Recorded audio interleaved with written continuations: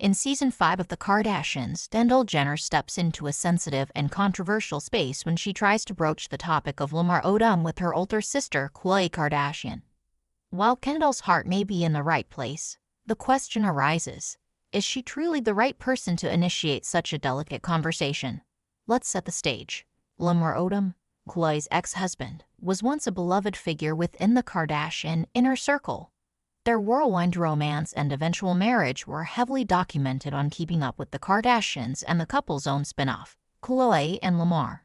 But things took a dark turn after Lamar's substance abuse struggles and infidelity became public, culminating in a near-death overdose in 2015. Through it all, Khloé stood by him, even pausing their divorce proceedings to make medical decisions on his behalf. The emotional toll it took on her was profound, and it's not a chapter she reopens lightly. Fast forward to now. Kendall, the youngest of the Kardashian-Jenner sisters, excluding Khloé, brings up Lamar in an attempt to understand Khloé's lingering emotional ties.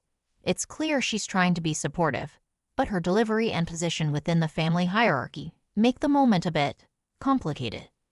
For starters, Kendall was relatively young during the height of Khloé and Lamar's relationship.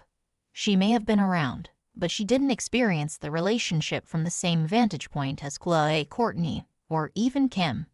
Her understanding is filtered through a younger sibling's lens, somewhat removed, possibly romanticized, and lacking the first-hand emotional stakes. So when Kendall presses Khloé about why she seems stuck in the past with Lamar, it feels borderline dismissive of the trauma Khloé endured. Additionally, Kendall's own life experience doesn't quite align. Unlike her sisters, she has tended to keep her personal relationships private and has never publicly navigated anything close to what Khloé went through with Lamar. While that doesn't disqualify her from asking questions, it does mean she's entering the conversation without the same emotional toolkit. To Khloé, it may feel more like judgment than concern, even if it's well-meaning. There's also the issue of tone and timing. The Kardashians are known for their emotionally charged conversations, but there's a fine line between prompting vulnerability and pushing someone into a defensive corner. Kendall's approach leans toward the latter, and while Khloé is typically the most open about her struggles, Kendall's directness might come off as insensitive, especially without deeper empathy or understanding. That said, Kendall's intentions shouldn't be discounted. In a family where emotional suppression often masquerades as strength, it's refreshing to see her lean into the hard conversations. Maybe she genuinely sees unresolved pain in Khloé and wants her to confront it for healing's sake. Maybe she even identifies with the idea of hiding behind humor or avoidance, tendencies many of the sisters share. Still, emotional intelligence isn't just about asking the tough questions. It's about knowing how and when to ask them.